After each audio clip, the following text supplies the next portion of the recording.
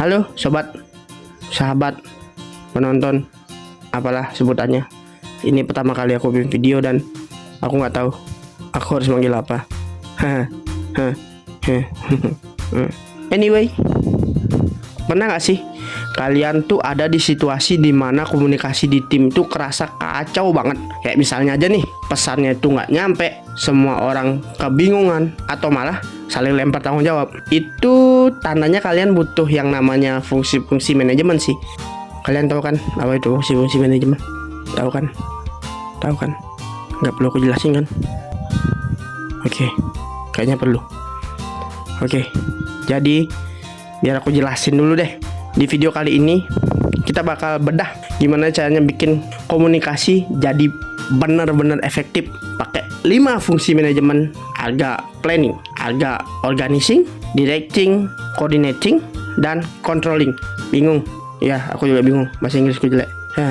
Ya udah, kalau gitu kita lanjut aja deh ke materi kita. Yuk, oke, masuk ke fungsi pertama, yaitu planning. Iya, perencanaan. Bayangin, kalian ada di suatu kapal, tapi kaptennya nggak tahu mau kemana. Ya udah deh, kalian mati. Kacau. Nah, itulah pentingnya planning. Dalam komunikasi, kita harus tahu tujuannya, siapa audiens kita, apa pesan yang mau kita sampaikan, dan lewat media apa. Aku kasih contoh deh. Misalnya kamu mau promosi acara kampus, rencanain dulu deh apa itu yang perlu kamu buat, seperti pesan utamanya, siapa yang mau diajak buat datang, dan media apa yang paling efektif. Kalau nggak ada rencana, ya udah deh, kayak tadi yang aku bilang, kacau, mati semua, nggak beres, hancur. Jangan harap hasilnya bakal sesuai harapan. Udah gitu aja. Poin kedua yaitu organizing. Betul, pengorganisasian.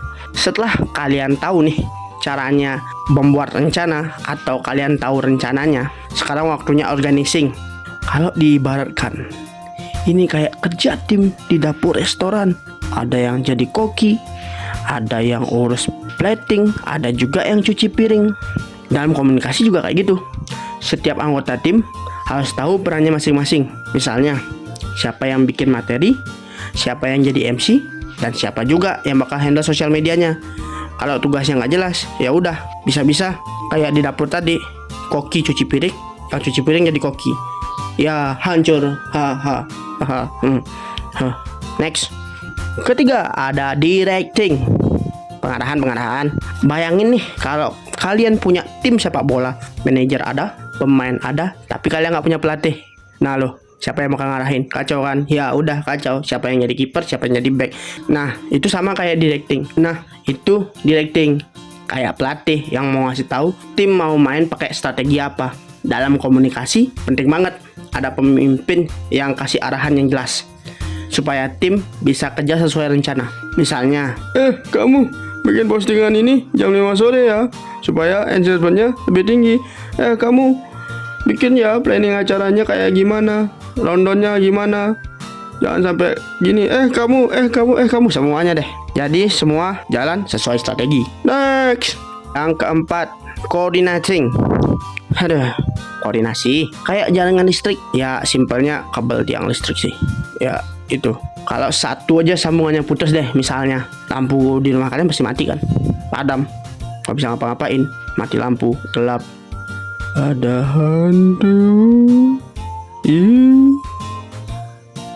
Next, dalam komunikasi juga kayak gitu. Koordinasi penting banget supaya semua elemennya nyambung. Misalnya tim desain udah bikin poster, tapi lupa ngasih ke tim sosial media. Kasus. Nah, akibatnya posternya gak pernah diposting. Jadi pastiin semua orang saling terhubung. Betul apa betul? Betul. Lanjut ke 5, dan yang terakhir itu ada controlling. Yakin ini harus dijelasin bahasa Indonesianya? Ya udah, pengendalian. Puas. Terakhir itu ada controlling nih. Controlling itu kayak evaluasi atau yang proses evaluasinya. Kayak detektif aja deh. Aku ngasih perumpamaan detektif ngecek semua bukti di akhir kasus. Bener apa nggak dia terbukti? Tiba-tiba nggak terbukti, salah tangkap, ya udah. Dalam komunikasi juga kayak gitu. Kita harus lihat lagi apakah rencana udah jalan sesuai target. Kayak misalnya aja, Kalau targetnya 100 peserta, tapi yang datang cuma 20 orang, ya gagal. Lucu. Oke, next. Berarti itu ada yang harus diperbaiki kan? Evaluasi itu penting, bro. Biar kita bisa belajar dari kesalahan dan jadi lebih baik lagi ke depannya. Kalau eventnya jalan lagi ke depannya, kalau nggak ada, mending turu. Dari sekian banyak yang udah aku jelasin nih tentang fungsi-fungsinya, kalian pernah mikir nggak sih apa yang terjadi kalau fungsi-fungsi manajemen tuh nggak diterapin? Kalian pernah mikir nggak sih? Pernah mikir nggak sih? Pernah mikir nggak sih? Pernah mikir nggak sih? Sorry, agak emosi. Oke, bayangin aja deh, rencana nggak jelas, tugas nggak dibagi, semua orang jalan sendiri, dan hasilnya acara gagal total deh. Besok-besok nggak dipercaya lagi bikin acara. Kedepannya nggak ada acara lagi deh, bubar. Nggak ada pemasukan, nggak ada acara, ya udah bubar. Itu. Jadi fungsi manajemen ini bukan cuma teori, tapi benar-benar kunci buat kesuksesan komunikasi, kesuksesan sebuah acara, kesuksesan sebuah event. Itu, bro. Jadi sobat semuanya, sobat, kawan, teman, apa itu, apa, masih bingung nih nyebutnya apa. Oke, next. Jadi itulah pentingnya 5 fungsi manajemen dalam kegiatan komunikasi. Ingat. Tanpa planning, organizing, directing, coordinating, dan controlling, nggak perlu aku jelasin kan bahasa Indonesia lagi. Nggak perlu aku jelasin kan. Oke, terima kasih. Jadi, tanpa kelima itu, komunikasi kita bakal berantakan. Yuk, mulai kita terapin lagi fungsi-fungsi ini di dalam setiap kegiatan komunikasi atau kegiatan kalian. Di akhir video aku cuma mau bilang jangan lupa buat like dan komen video ini. Subscribe supaya kita terus belajar bareng. Itu pun kalau ada video edukasi lanjutannya.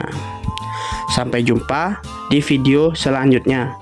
Dan itu pun kalau ada video lanjutannya. Oke, sekian dan terima kasih. Sampai jumpa di lain hari. Awal akan berakhir, pasang akan surut, bertemu akan berpisah. Hey, sampai jumpa di lain hari. Ku akan dirimu pergi. Lebaran kemarin. Aduh, udah lama sangat. Sampai jumpa. Dah. Oh iya, hampir kelupaan. Jadi video ini bersifat tugas ya, dan dibuat oleh mahasiswa berikut. Oke, terima kasih. Dah.